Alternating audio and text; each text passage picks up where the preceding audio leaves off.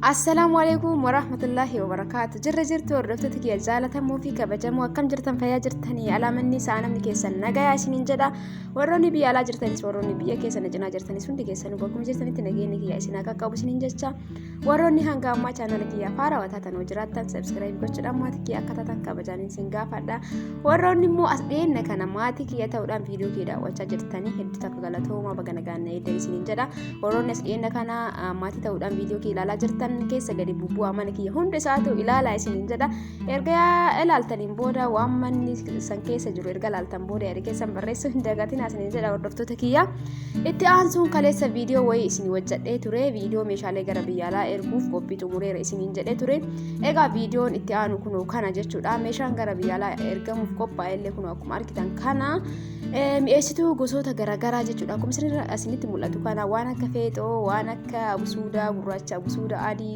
saliixii kororimaa hixaana egaa waan baay'eedha isiniin jedha hordoftoota kiyya yeroo gabaarraa bituu yeroo bakka mana hixaanaa san qofa isinitti agarsiise kaleessa yoo yaadattan viidiyoo namni ilaalta yoo jiraate yeroo mi'eessituu kanneen bitu mootu natti hin tolle viidiyoo hin goone biteetu magaalee jechuudha eegas booda mana gahuudhaan yeroo keessaa guurullee isin nuramne maaliif jennaan kana hunda yeroo keessaa guuruu ni beektan jedhee yaada waan akka abusuudaa kana waan akka feexoo isa kanneen keessaa guuruu yeroo baay'ee namatti fudhata jechuudha kanaaf yeroo keessaa guuruu isiniif hin himne akkasuma kunoo maqallee itti barreessinee jirra qimamii wal fakkaatu yoo jiraate kadaa kan fakkeenyaaf amma qimamiin sukkaa qimamiin dhifama qimamiin shaayii jechuudha hedduu takka hedduu widdiidha jechuudha kiiloon tokko qarshii 1,000 fo'ii isa kana kadaa akkana binne inni kun immootu wanni dabassoodha yookaan micciirraa jechuudha isallee haala kanaan qopheessineetiin jirra akkana isiniin jedha yeroo keessaa guuru isinitti nimne ka isiniin jedheef kana hunda yoo keessaa guuru yeroo baay'ee fudhata waan ta'eef isiniif hin horaamne akkuma argitan kana jechuudha hundi isaatu kororiin mallee akkasumatti guutuu isaa bituudhaan keessaa qoola isaa irraa baasuudhaan akkanatti ashagnee jirra abusuudaallee akkuma argitan kana hundi isaaniitu egaa ashaguun duratti keessaa guurama waan ta'eef ni dheerata yeroo keessaa guuruu isinitti agarsiisne akka hubattan abdiin qaba akkana isiniin jedha hordoftoota kiyya egaa meeshaan kun gara biyyaalaa deemuuf qophii isaa xumureetiin jira erguu qofatu hafe isiniin jedha akkuma isinitti mul'atu kana hunda isaatu qopheessineetiin jirra wanni mootu kanarraa hafe yoo jiraate gatii isallee yoo barbaaddan dhumarratti kan isinii himu ta'a gatii meeshaalee kanneen yeroo ammaa kanatti jechuudha egaa kana isiniin jenna asitti mootu abusuudaa gurraacha kana keessaa guuree isaayyuu hin fidne akkuma argitan kana hedduu ulfaata jechuudha wanta kana keessaa guuruu fi baay'ee waan ta'eef immoo yeroo baay'ee natti fudhatee biizii ta'ee saniif isiniin agarsiisini isa kana kun akkuma argitan kana keessaa guuree qulqulleessee katirirraa kana jechuudha kasarbisirraa kana mootu gana itti dabaluu jechuudha keessaa guuree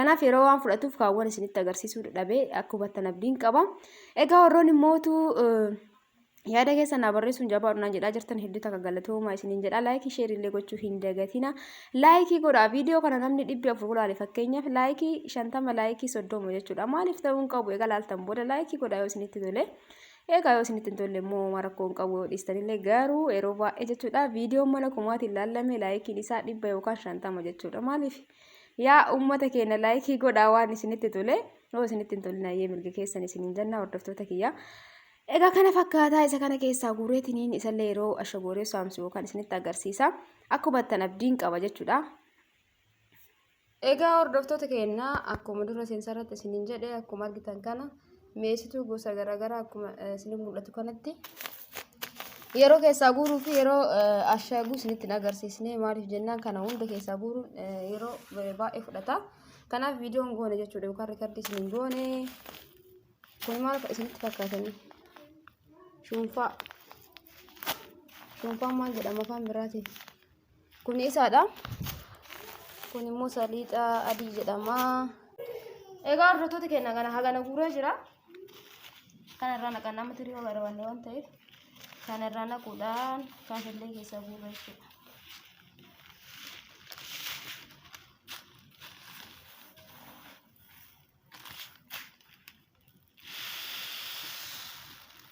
gatii abusuudaa gurraacha asuma isinitti himu asuma meeshaalee kanneen gatii isinitti hin himne dura qoyoo hunda isaatu takka takkaan kan isinitti himu ta'a mi'eessituun kunniin jechuudha hundi isaaniitu gatiin isaa ol ka'aadha maaliif akka ta'e hin beekne baay'ee qaala'ee jira kanaaf takkaan takkaa isaatiin gatii jedha.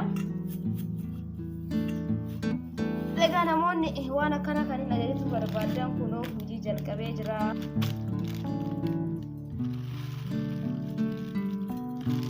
Egaa akkana dhibboo hafee jira. Kaafee kana mootu asirratti nagee dirra kanatti waan ta'eef asirratti namoonni isaanii keessaa guuru. Kana takka keessaa guuruun isaa hedduu takka ulfaata dhufa. Hagana jechuudha kana keessaa guuruu kana itti deemnaan mallee hagana kan guuranii qulqullaa'e.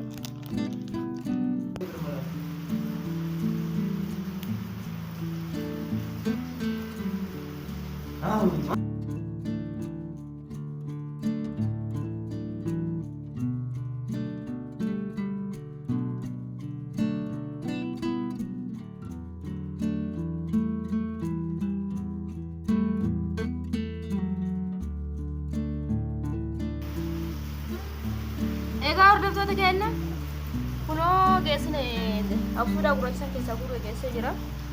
Amma shaguu fi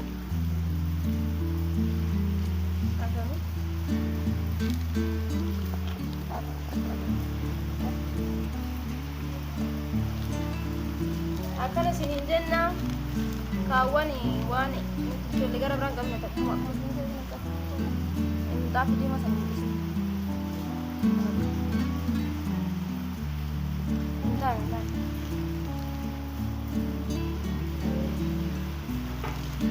Egaa hordoftoota keenya kun isiniin jenna san kunoo geessinee jirra. Isiniin jedha roobaa jira sagaleen hin dhagahamu ta'uu ni mala.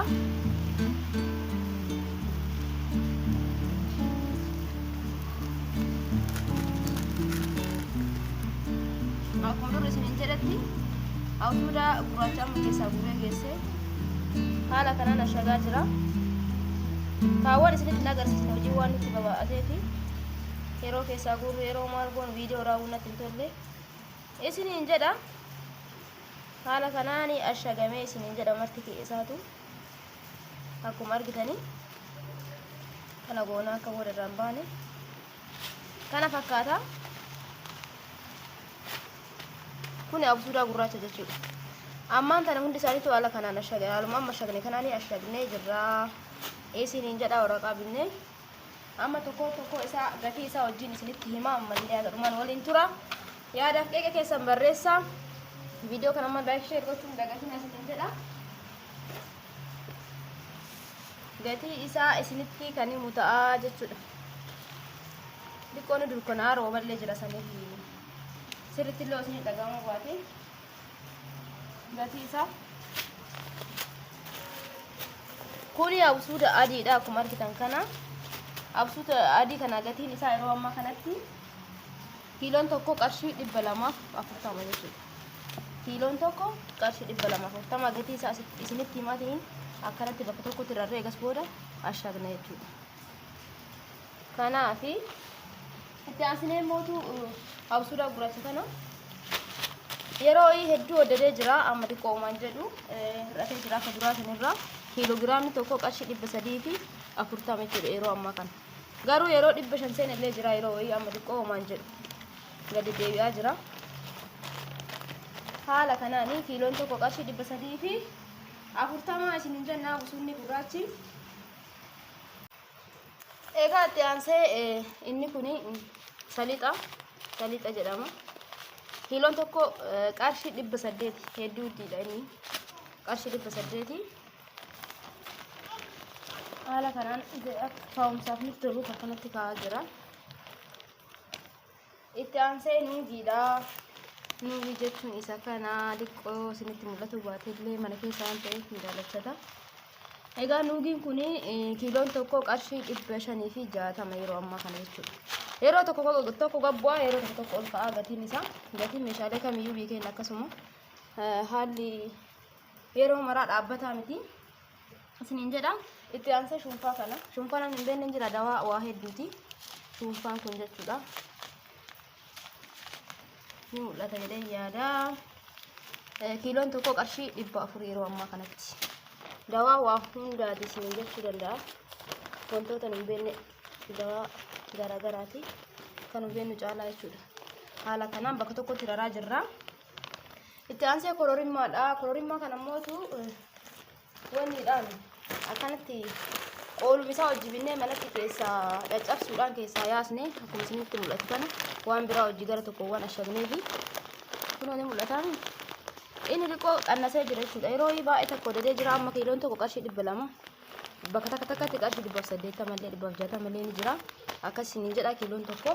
Kuni manatti ka keessaa baasnee haala kanaan ashagnee yookaan saamsinee jirra. Isiniin jedha hordoftoota keenya. Gatiin isaa qarshii 160 hanga 200ti isiniin jedha. Kana fakkaata. Itti aansee qimamii shaayiiti.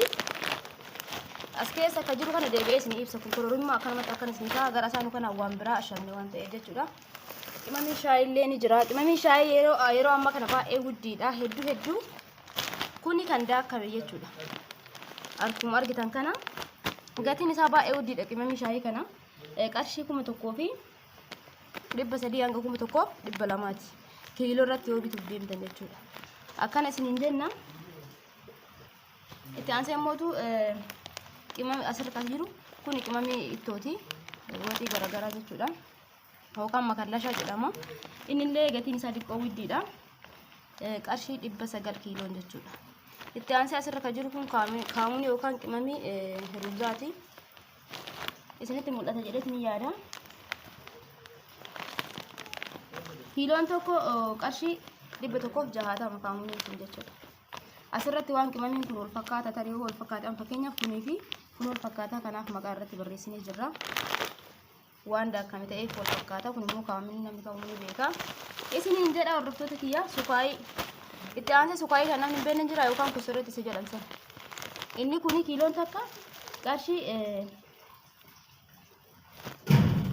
kaamuun kun qarshii isaa dongoree jira kiiloo isaa.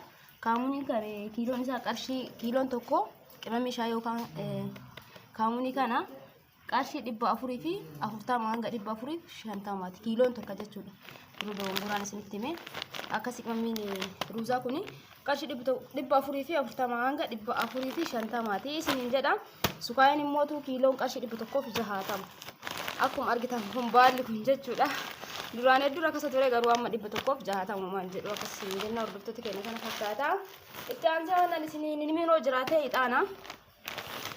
Kun bakka tokko haa ta'u kunniin akkuma ture isinitti hime sanitti asiinillee kolonummaa isin himee jira. Itti aansee tarta kanaan kan jiru kan isinitti hime jechuudha. Bakka tokkotti deebisuuf jecha akkanatti ashagne. Ixaanni kuni qarshii 1,000 hanga 2,000ti kiiloon tokko. Ixaan akkamii akka ta'e akkamitti aarsee isinitti agarsiisuuf urgaan isaa isin hin ga'u. Akkana isiniin jenna garuu kiiloon tokko qarshii 1,000 illee ni jira gimmaasha goone kan 2,000 illee gimmaasha jechuudha. Akkasitti garagaratti ashagne kun akkuma argitan kana adii fi gurraacha qaba. Kun gurraachi kun qarshii 2,000 ka adii kun immoo 1,000 jechuudha kiiloon tokko. Tariitii walakkaa gimmaasha ruubii bitachuu dandeessanii. Akkana isiniin jenna garagarummaan isaa kana bifti isallee garagara kana fakkaata. Egaa meeshaan akkanatti qophaa'ee jira ergamuuf. Inni dhumaa mootu kunoo bassoo yookaan immoo micciirraadha.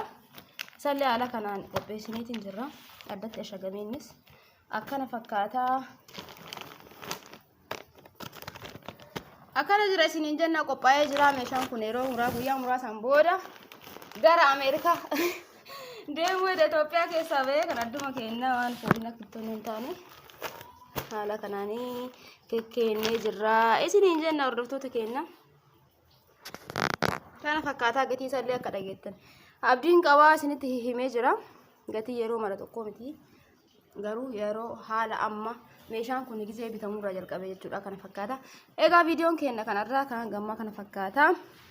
Viidiyoo wal fakkaataa viidiyoo kanatti nan golitti deemtu bikeessanu bakkuma jirtanitti fayyaa ta'a isiniin jenna. Viidiyoo kana laayikii sheeriin godhuu hin dagatina. Akkasumallee namni mootu waan akkana kana barbaadan koomentii barreessaa isiniin jenna. Isinii qopheessuu fi qophiidhaan